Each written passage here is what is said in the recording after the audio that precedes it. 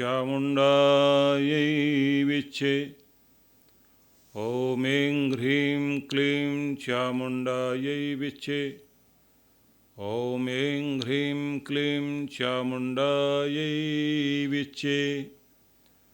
दुर्गे स्मृता हर्षिभीतिमशेषजन्तोः स्वस्थै स्मृता मतिमतीव शुभां ददासि।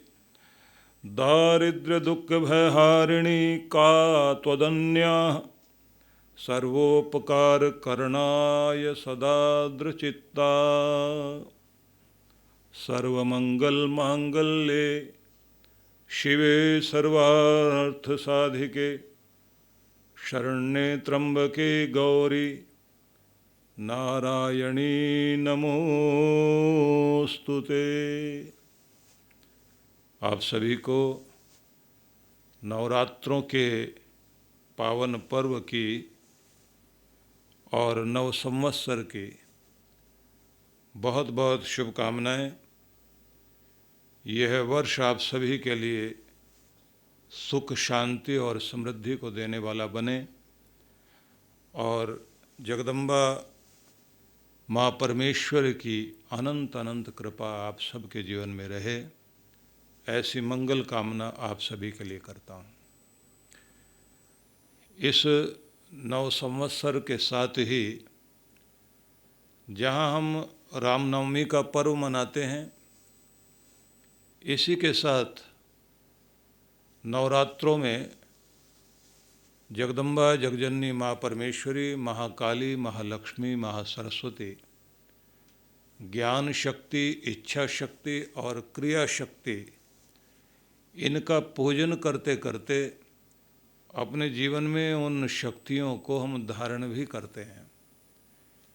इसलिए हमें ये ध्यान रखना चाहिए कि जीवन की समस्त विभूतियों को, ऐश्वर्यों को और कृपाओं को यदि हम जीवन में जागृत करना चाहते हैं तो हमें इन दिनों की विशेष साधनाएं अवश्य करनी चाहिए।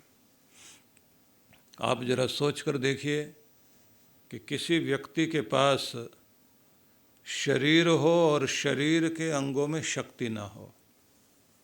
आँख हो लेकिन आँख में देखने की शक्ति ना हो, कान हो लेकिन कान में सुनने की शक्ति ना हो, बुद्धि की शक्ति मस्तिष्क में ना हो, हाथ पांव अशक्त हो, शक्तिहीन हो, तो आप देखेंगे कि ना हाथों से कुछ कार्य होंगे और ना पांव से व्यक्ति चल पाएगा, कार्य कर पाएगा।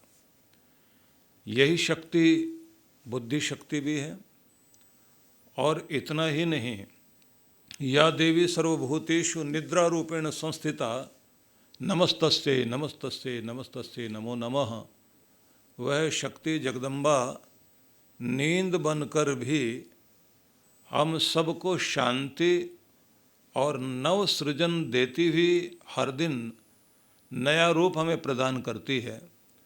तो जरा सोच कर देखिए कि अगर शरीर के अंग हों, अंग प्रत्यंग हों, शरीर पूर्ण हो, लेकिन शरीर के अंदर अंगों में शक्ति न हो, तो हाथ अशक्त हों तो किसी काम के नहीं, पाँव अशक्त हैं तो किसी काम के नहीं, और यदि मस्तिष्क है पर उसमें बुद्धि शक्ति नहीं है तो फिर ऐसे मस्तिष्क का भी कोई लाभ नहीं है।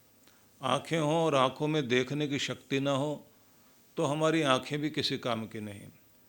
देखा जाए तो पूरे शरीर के अंदर भी अगर जीवनी शक्ति नहीं है तो हमारा शरीर भी शरीर नहीं है, वो शव है। तो ये समझ लीजिए पूरे संसार में या देवी सर्वभूतेषु शक्ति रूपेण संस्थिता नमस्तस्यै नमस्तस्यै नमस्तस्यै नमो नमः। पूरे संसार में जो जगदम्बा जगजननी माँ परमेश्वरी शक्ति बनकर स्थित है, उसे श्रद्धा भरा हम लोगों का नमन। इसका इस रूप में अभिप्राय समझिए कि शक्ति के बिना संसार में कुछ भी नहीं है। हर चीज़, हर पदार्थ, हर कण कण में जो ऊर्जा है वह शक्ति ही है। आग के अंदर जो दाहक और प्रकाश शक्ति है वह शक्ति ही है। हर चीज़ में जो भी कुछ हम देख रहे हैं, मनुष्य के अंदर या देवी सर्वभूतेषु दया रूपेण संस्थिता, सबके अंदर जो दया बनकर बैठी है वह जगदम्बा ही तो है। क्योंकि व्यक्ति के अंदर दया होती है तो व्यक्ति धर्म वाला बना रहता है। जैसे ही दया व्यक्ति के अंदर से हट जाती है तो व्यक्ति के अंदर का देवत्व हट जाता है, व्यक्ति के अंदर का जो देवतापन है वो खत्म हो जाता है, और व्यक्ति के अंदर निर्दयता जाग जाए तो फिर वो राक्षस बन जाता है। निर्दयी व्यक्ति भाई के साथ कैसा व्यवहार करेगा, जरा उन लोगों के बारे में सोचिए कि जो गुस्से में हैं और शराब पिए हुए हैं, पत्नी से झगड़ा करते करते बच्चे को भी उठाकर फेंक दिया, बच्चा दीवार में जाकर लगा, उसकी मौत हो गई, पत्नी को धक्का दिया, उसका सिर फट गया। तो उस व्यक्ति के अंदर कौन सी ऐसी चीज़ आ गई कि उसके अंदर की दया चली गई, सहानुभूति चली गई, ममता चली गई, उसका वात्सल्य चला गया, वो शक्ति चली गई कि हम एक पिता को अब एक राक्षस के रूप में देख रहे हैं, क्योंकि उसके अंदर का दया भाव खत्म हो गया।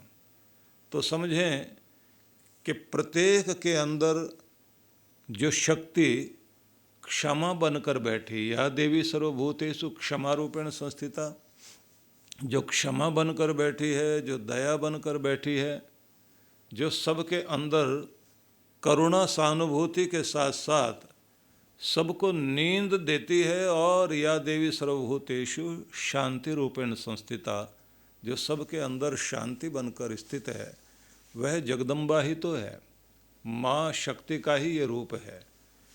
आपको देवी भागवत की वो कथा अनेक बार आपने सुनी होगी, जिसका मैं थोड़ा सा उल्लेख आपके सामने करूँगा कि किस प्रकार से शक्ति प्रकट हुई, और शक्ति का वर्ण जो है शिव ने किया, और शिव को तीसरा नेत्र प्राप्त हुआ।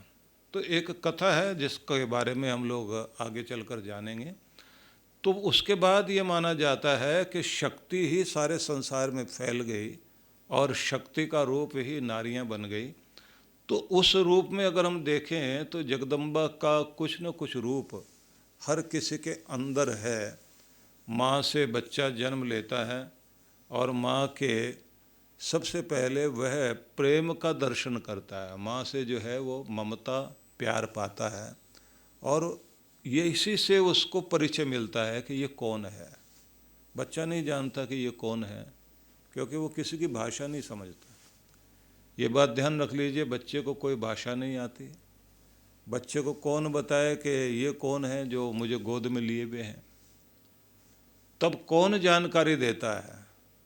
माँ के अंदर का प्रेम जो है बच्चे के हृदय तक जाता है, और फिर एक धागा बंध जाता है, वो धागा रिश्तों का बन जाता है।